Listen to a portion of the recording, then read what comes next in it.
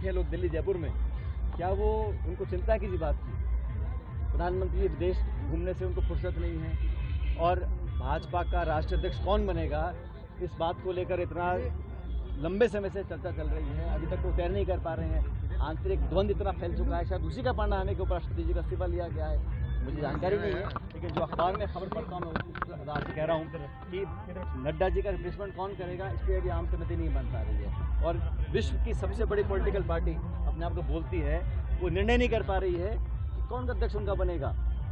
तो इस प्रकार की बातें होती हैं तो गवर्नेंस में फर्क पड़ता है। ऑपरेशन सिंदूर पे दबाव बनाया विपक्षी दलों ने, चर्चा के लिए राजी हुई, अब पीएम को भी अब जवाब देंगे। हम लोगों ने बार बार कहा देश पर, और मुझे जब भी मौका मिला मैंने देश और विदेश में हर बार जाके इस बात को बोला कि भारत की सेना का पराक्रम, उसका कोई स्थानी नहीं है। भारत की वायुसेना और सेना ने जो कार्रवाई करी, आतंकी जो गढ़ थे, ट्रेनिंग करने वाले कैंप्स, उनको ध्वस्त किया, ये हमारे सेना के शौर्य का एक परिचय है। लेकिन सरकार को भी चर्चा से परहेज नहीं करना चाहिए, और अगर सदन के अंदर चर्चा नहीं होगी तो कहाँ चर्चा होगी। और हम सब सरकार के साथ खड़े थे जब मुश्किल समय था, जब कठिन समय था, जब आक्रमण हुआ पहलगाम में, निर्दोष लोग मारे गए, पूरा देश, पूरा सारे पॉलिटिकल पार्टीज एक साथ थे, और हम आज भी सरकार सेना के साथ हैं, अगर जहाँ तक पाकिस्तान चीन की बात है। लेकिन पूरा घटनाक्रम उस पर चर्चा हो, विस्तार से पता पड़े, जो अंतर्राष्ट्रीय सहयोग हमको शायद मिलना चाहिए था उतना नहीं मिला।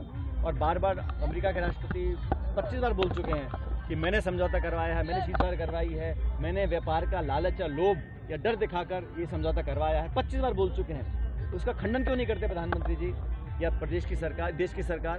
तो ये तो पता पड़ना चाहिए ना कि वो किस आधार में बोल रहे हैं। भारत और पाकिस्तान की सीजफायर की घोषणा अमेरिका का राष्ट्रपति कर रहा है, ये कौन इस बात को स्वीकार कर सकता है? कश्मीर पर मध्यस्थता कौन स्वीकार कर सकता है? और सिर्फ विदेश मंत्रालय का कोई प्रवक्ता बोल दे कि हमें मंजूर नहीं है, नहीं, ये उच्च स्तर पर प्रधानमंत्री और विदेश मंत्री को स्पष्ट करना चाहिए कि अमेरिका के राष्ट्रपति झूठ बोल रहे हैं, सही नहीं बोल रहे हैं, और कश्मीर के ऊपर हम किसी भी तीसरे पक्ष की चर्चा को स्वीकार नहीं करेंगे।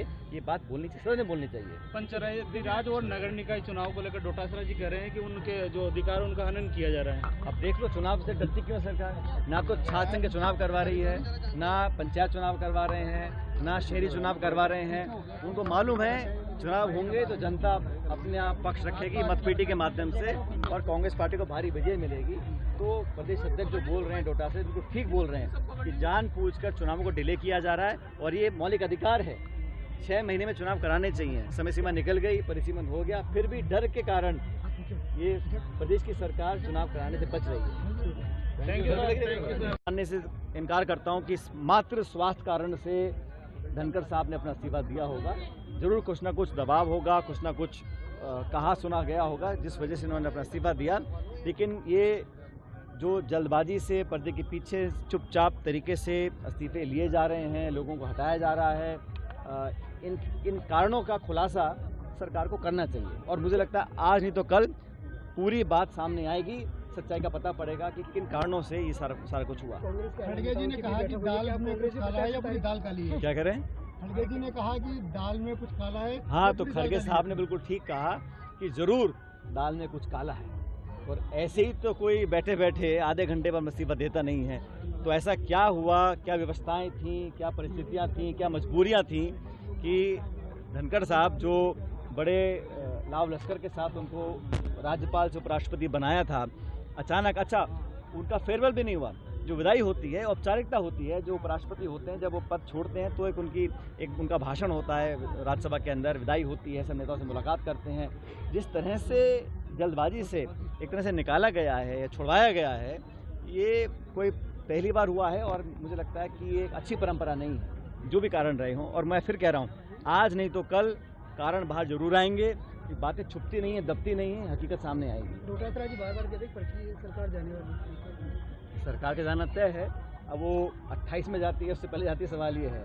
लेकिन जिस प्रकार पूरे प्रदेश में आज माहौल बना हुआ है, खासकर लॉ एंड ऑर्डर को लेकर, मैं समझता हूँ कि सरकार का नियंत्रण बिल्कुल रहा नहीं है, और इतने सारे इसमें खिंचाव रह गए हैं। मंत्रियों का, बड़े बड़े पदों पर बैठे लोगों की कुछ सुन नहीं रहा है। और सबसे बड़ी दिक्कत की बात यह है कि जो दावे किए जा रहे हैं, चाहे वो नौकरियों के हों, चाहे वो लॉ एंड ऑर्डर के हों, चाहे ग्रामीण क्षेत्र के विकास के हों, सारे दावे खोखले हैं। और राजस्थान के अंदर जिस प्रकार से अफसरशाही हावी हो चुकी है, आज किसान को ना तो खाद मिल रहा है, अच्छी बारिश हुई है तो जगह जगह सड़कें टूटी पड़ी हैं, बड़े बड़े शहरों में गड्ढे पड़े हैं, मरम्मत हो, निकासी हो, उस पर कोई ध्यान सरकार का है नहीं। सरकार सिर्फ अपना टाइम निकाल रही है और दिल्ली के चक्कर लग रहे हैं, लोग लॉबिंग कर रहे हैं, मंत्री अलग जा रहे हैं, मुख्यमंत्री अलग जा रहे हैं, प्रदेश अध्यक्ष अलग जा रहे हैं। तो बार बार ये जो एक समन्वय होना चाहिए सरकार का, वो दिखाई नहीं दे रहा है मुझे। नरेश मीणा की जनक्रांति को इसरदा बांध से पानी दिया जाए। क्या कह रहे हैं? ये टोंक का निर्माणाधीन जो इसरदा बांध है उसको पानी टोंक को भी दिया जाए। हमने हमेशा मांग रखी है कि न्यायोचित कार्रवाई हो, सब जिले के लोगों को पर्याप्त जो संसाधन है वो मिलने चाहिए। और पानी की डिमांड तुम्हारी पुरानी आज की है नहीं। अब सरकार ने MOU किया है मध्य प्रदेश के साथ, अभी तक पता नहीं कि कितना हिस्सा हमारा पानी हमको मिलेगा, कितना मध्य प्रदेश को जाएगा, ये खुलासा सरकार करने भी जानबूझ के। तो मैंने कहा ना, सरकार घोषणा करती है, आधी घोषणा करती है, उस पर अमल नहीं कर पाती है, फिर जो सरकारी जो डॉक्यूमेंट्स हैं वो विधानसभा में वो उपलब्ध नहीं होते हैं, तो चर्चा भी नहीं हो पाती है। अब MOU आज तक किसी को पता ही नहीं है कि उसमें एक्चुअल डिटेल्स क्या हैं। जो MOU हुआ है 3 राज्यों का और मध्य प्रदेश का हमारा जो है, प्रधानमंत्री खुद आए थे, मटके बाई डाल के चले गए, लेकिन बताया नहीं कि राजस्थान को कितना मिलेगा। इसलिए राजस्थान के हितों का जो रक्षा करनी चाहिए वो सरकार कर नहीं पा रही है। और जो अब बार बार प्रदेश सरकार और मुख्यमंत्री बोल रहे हैं रिकॉर्ड तो डेवलपमेंट किया है, तो आंकड़े बताइए ना, किसी में डेवलपमेंट किया है आपने, कितना पैसा रिलीज़ किया है? ग्रामीण क्षेत्रों में, गाँव में विकास ठप पड़ा है, ठेकेदार हड़ताल कर रहे हैं। जो नरेगा के काम, नरेगा जो योजना थी लगभग बंद सी कर दी इन्होंने। हिम्मत नहीं है कि उसको फॉर्मली बंद करें, औपचारिक रूप से बंद करें, लेकिन नाना करते करते वहाँ लेबर बहुत कम हो गई है, लोग काम नहीं कर पा रहे हैं। और नौजवान जो है वो लगातार आक्रोशित है, पढ़े लिखे जो बेरोजगार घूम रहे हैं, समझ नहीं पा रहे हैं कि किसको जाके दस्तक दें। सुनने वालों को बचा नहीं, ना दिल्ली ना जयपुर। नरेश मीणा की जनक्रांति यात्रा दिखा रहे हैं, जनक्रांति यात्रा को हर व्यक्ति को ये छूट है अपनी बात रखने की। चाहता हूँ जो भी कोई काम करे जनता के हित में करे, संयम से करे। और ये तो बड़ा प्रदेश है, हर व्यक्ति अपनी बात रख सकता है, लेकिन लोकतंत्र में बेहतर ये रहता है कि हम सब मिलकर अमन चैन की बात करें, लोगों के विकास की बात करें। और जो लोग नौजवानों के हित की बात करते हैं, पूरा अधिकार उनको है और करनी भी चाहिए। दशकों से टोंक शहर में पानी के भरने की वजह से, गंदगी की वजह से इस पूरे इलाके में लोगों को बहुत दिक्कत का सामना करना पड़ता था। और कई बार हमने कोशिश करी। मुझे खुशी इस बात की है कि आज लगभग 2 करोड़ रुपए लगाकर इस पूरे जो ये तालाब सा बना हुआ है, इस गंदगी में पूरा सफाई कर इसकी भराव कर मशीनें लगाकर इस पर एक पार्क बनेगा। और अंडर वाटर जो ड्रेनेज है वो सीधा बड़े नाले में चली जाएगी, ताकि लोगों को गंदगी और बीमारी का जो एक दिक्कत बनी थी उससे निजात मिलेगा। अधिकारी बोल रहे हैं कि लगभग 10 से 12 महीने लगेंगे, लेकिन मैंने कहा कि जल्दी काम को खत्म करें ताकि अगली बारिश से पहले यहाँ पर सफाई भराव कर एक अच्छा पार्क बन जाए, ताकि यहाँ पर एक, क्योंकि जो कंजेस्टेड इलाका है यहाँ पर बच्चों के खेलने के लिए, लोगों के वॉक करने के लिए खुला एक अच्छा पार्क बनेगा तो लोगों को सहूलियत मिलेगी। शहर में कई जगहों पर अतिक्रमण भी है।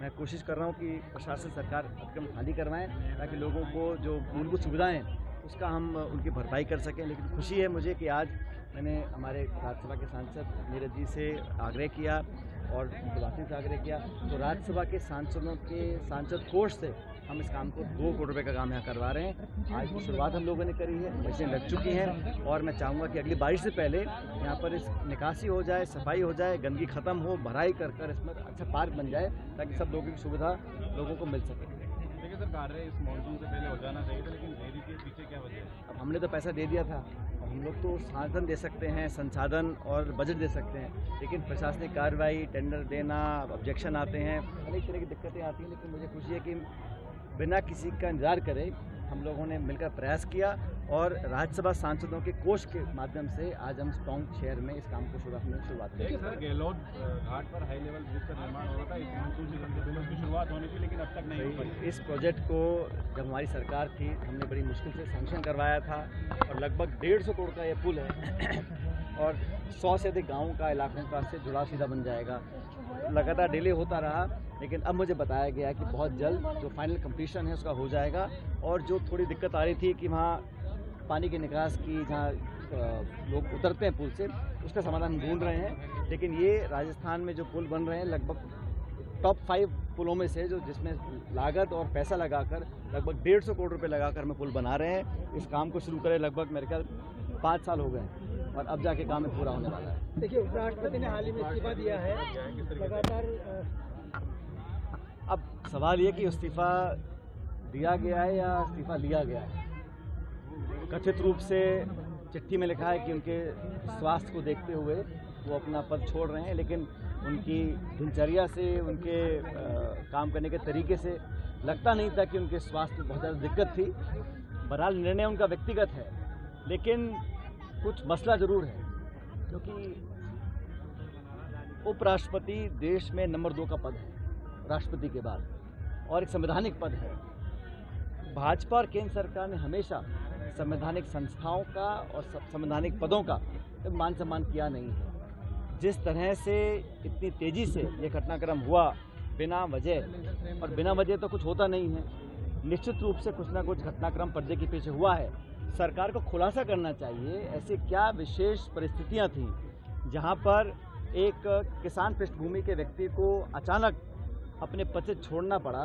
पहले वो गवर्नर थे, उनको उपराष्ट्रपति बनाया, और जब सदन में कार्रवाई होती थी तो हम लोग विरोध भी करते थे, कांग्रेस पार्टी के विपक्ष के लोग, लेकिन वो एक किसी पार्टी के नहीं है, एक संवैधानिक पद पर है, और सभापति जो होता है राज्यसभा का वो उपराष्ट्रपति होता है। तो हम लोगों ने सीमाओं में रहकर उनका विरोध भी किया, लेकिन इस तरह जो अचानक इस्तीफा लिया गया, दिया गया, इससे इस बात की पुष्टि होती है कि बीजेपी और केंद्र सरकार, इनको कोई परवाह नहीं है ना संविधान की, संवैधानिक संस्थाओं के, संवैधानिक पदों की।